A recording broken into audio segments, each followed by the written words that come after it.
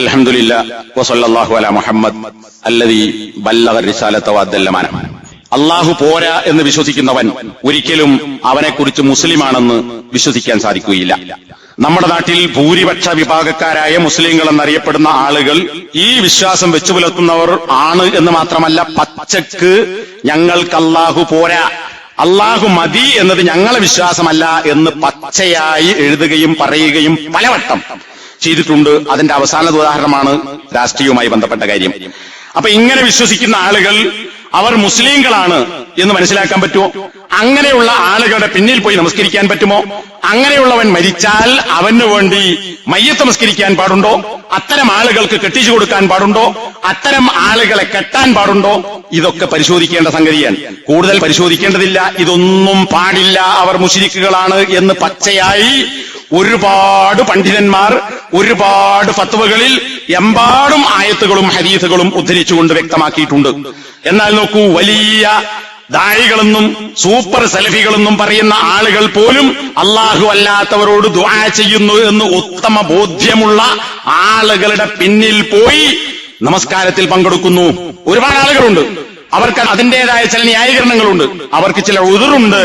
അവരങ്ങനെ മുശ്രിക് എന്ന് പറയാൻ പറ്റൂല, മുശ്രിക് എന്ന് വിളിക്കാൻ പറ്റൂല, പക്ഷെ ശിർക്കുള്ളവൻ എന്ന് വിളിക്കാം.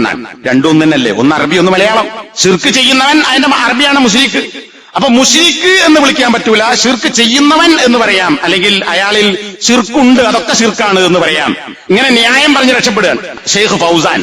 അദ്ദേഹത്തോടൊരു ചോദ്യം, ശിർക്ക് ചെയ്യുക എന്നത് ബോധ്യപ്പെട്ട ഒരാളെ മുശ്രിക് എന്ന് പറയാൻ അത് പണ്ഡിതന്മാർക്ക് മാത്രം അവകാശപ്പെട്ടതാണോ, അതല്ല സാധാരണക്കാരായ ആളുകൾക്ക് അങ്ങനെ പറയാൻ പറ്റുമോ? ഇത് അദ്ദേഹത്തിന്റെ വോയിസ് ആണ്, യൂട്യൂബ് തെരഞ്ഞാൽ കിട്ടും. അതിന് അദ്ദേഹത്തിന്റെ മറുപടി, മൻ അൽഹറ ശിർക ബി അന്നഹു മുശ്രികുൻ. ഒരാൾ ശിർക്ക് പ്രകടിപ്പിച്ചാൽ, ശിർക്ക് ചെയ്തുകൊണ്ട് ശിർക്ക് പ്രകടിപ്പിക്കുകയാണെങ്കിൽ, ഏതുപോലെ മൻ ദഅ ഗൈറല്ലാഹ്, അല്ലാഹു അല്ലാത്ത ആളോട് ദുആ ചെയ്തു, ബദരീങ്ങളെ കാക്കണേ എന്ന് പറഞ്ഞു, ജീലാനിയെ കാക്കണേ എന്ന് പറഞ്ഞു, മടവൂരെ കാക്കണേ എന്ന് പറഞ്ഞു, ഉദാഹരണത്തിന്, ഔ ദബഹ ഗൈറല്ലാഹ്, അല്ലെങ്കിൽ അല്ലാഹു അല്ലാത്ത ആളുകൾക്ക് വേണ്ടി അറുത്തു, അല്ലാഹു അല്ലാത്തവർക്ക് വേണ്ടി നേർച്ചയാക്കി, ഫഹാദാ മുശ്രികുൻ, അവൻ മുശ്രിക്കാണ്.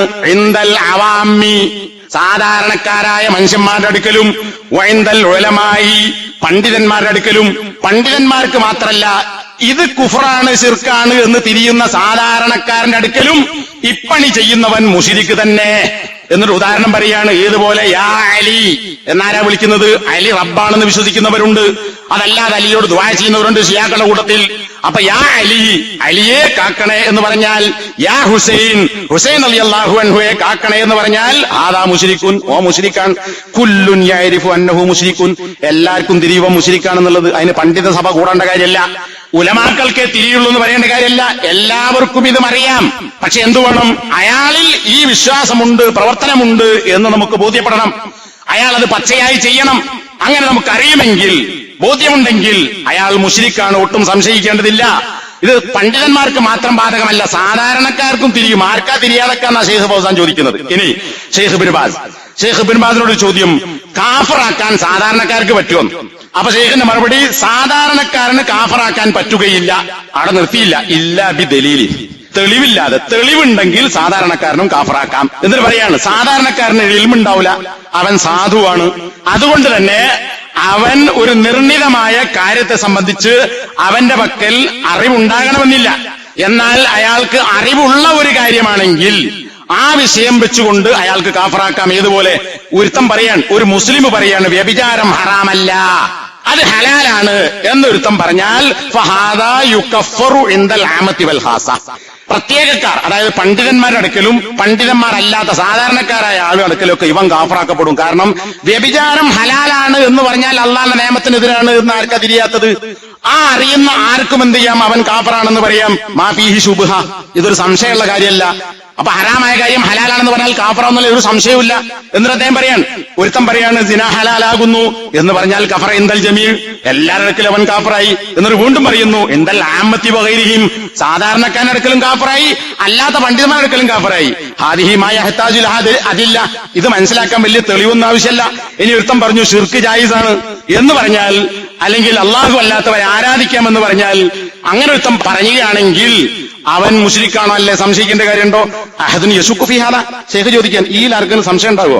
എന്നിട്ട് ഷെയ്ഖിന്റെ മറുപടി മാ യഹ്താജു അതില്ല, ഇതിനൊരു തെളിവിന്റെ ആവശ്യമില്ല. ഈ പറഞ്ഞ ചോദ്യം ഷെയ്ഖിന്റെ തന്നെയാണ്. സാധാരണക്കാരന് കാഫറാക്കാൻ പറ്റുമോ ഷെയ്ഖ് ചോദിക്കാൻ, വേറൊരാളുടെ ചോദ്യത്തിന് ശേഷം മറുപടി പറയുന്നവർക്ക് ഷെയ്ഖ് ചോദിക്കാൻ. അപ്പൊ എന്താ പറഞ്ഞത്? സാധാരണക്കാരന് കാഫറാക്കാം.